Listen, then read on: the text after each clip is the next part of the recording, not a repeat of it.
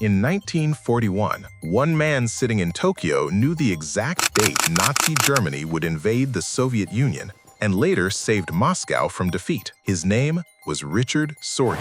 Richard Sorge was born on 4 October 1895 in Baku, then part of the Russian Empire. His father was German, his mother was Russian. This dual identity would later become his greatest weapon. Sorge moved to Germany as a child. During World War I, he served in the German army and was seriously wounded 3 times. While recovering, he studied political theory and became a committed communist. By the early 1920s, Sorge joined the Communist Party of Germany. In 1929, he was recruited by Soviet military intelligence, known as the GRU. Sorge was not trained like a traditional spy. He lived openly, drank heavily, spoke freely, and appeared reckless, but it was all calculated. In 1933, Sorge was sent to Japan undercover as a journalist for German newspapers. He openly supported Nazi Germany, joined Nazi social circles, and gained the trust of German diplomats. Most importantly, Sorge befriended Eugene Ott, the German military attaché to Japan. Ott would later become Germany's ambassador to Japan, and unknowingly, Sorge's most valuable source. From Tokyo, Sorge built one of the most effective spy networks in history. He learned Germany's military plans directly from embassy discussions. He learned Japan's intentions from Japanese political contacts. In May 1941, Sorge sent a critical message to Moscow. Germany would invade the Soviet Union in June. He even reported the approximate date, 22 June 1941. Joseph Stalin ignored the warning. When Operation Barbarossa began, exactly as Sorge predicted, it was already too late. But Sorge's most important intelligence came later. In September 1941, Sorge reported that Japan would not attack the Soviet Union, choosing instead to focus south toward the Pacific.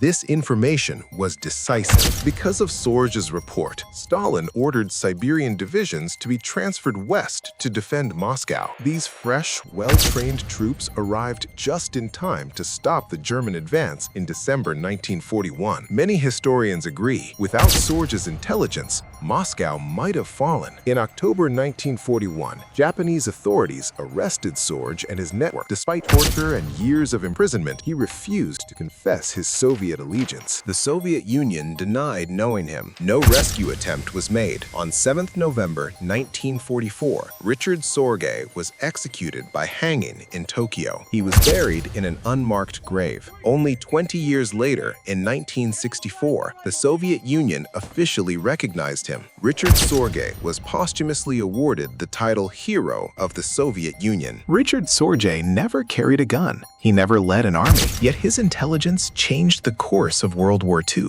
The irony is brutal. The man who saved Moscow died abandoned by the country he served. History's lesson is clear. The most dangerous spies are not the loudest, not the fastest, but the ones no one ever suspects.